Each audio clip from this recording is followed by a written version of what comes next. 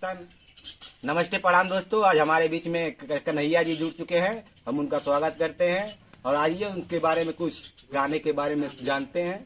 बताइए कन्हैया जी, हमारे चैनल में आपका स्वागत है। जो लोग ये गाना गा कर बताते हैं, पब्लिक लोग को उल्लू बनाते हैं, ये गंदा गंदा कमेंट करते हैं, उस पर आज हम बताएंगे कौन सा गाना गाना चाहिए, कौन सा गाना नहीं गाना चाहिए। हमारे परिवार पे, हमारे गांव पे, हमारे लोग पर क्या असर पड़ता है, ये आज हम बताएंगे। पूरे चैनल वाले को, पूरा यूट्यूब चैनल को हम बताना चाहते हैं कौन सा गाना गाने पे प्रभाव बच्चे के ऊपर नहीं पड़ेगा। ठीक है सर, आपका बहुत बहुत स्वागत है हमारे चैनल में।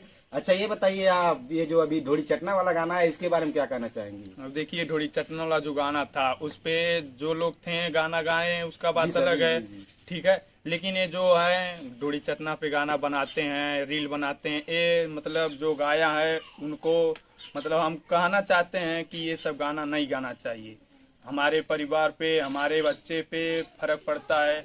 हमारे बच्चे लोग सुनेंगे तो क्या कहेंगे कि ये ढोड़ी चटना वाला गाना है, तो ये सब गाना उनको नहीं गाना चाहिए। हमारे देख लीजिए, यहाँ पे बहुत से लोग हैं जो इन गाने पर वीडियो बना रहे हैं, रील बना रहे हैं। अच्छा, ये जो रील बना रहे हैं इनके बारे में क्या कहना चाहेंगे? हम यही कहना चाहेंगे कि गाना तो गंदा गाए हुए हैं, अब इस पे सब रील बना रहे हैं, तो ये सब बहुत खराब है।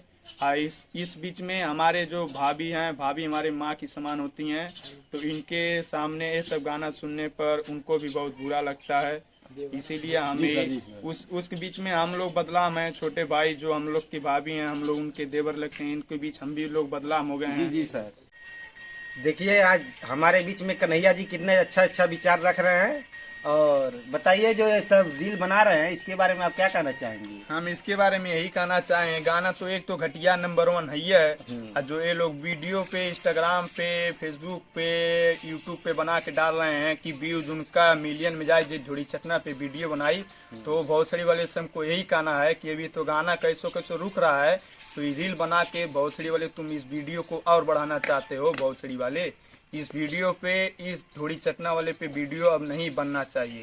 हमारे समाज पे क्या प्रभाव पड़ रहा है तुमको नहीं पता है बाबू, तुम अभी नादान हो।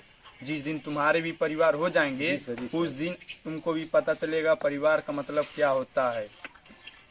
अच्छा सर, आप बताइए कैसे तब गाना सुनना चाहिए? गाना तो ऐसा सुनना चाहिए जो मन को शांति मिले, कलेजे को शांति मिले। परिवार में बैठकर गाना सुनिए, जैसे कि ये गाना है मेरे माँ के बराबर कोई नहीं।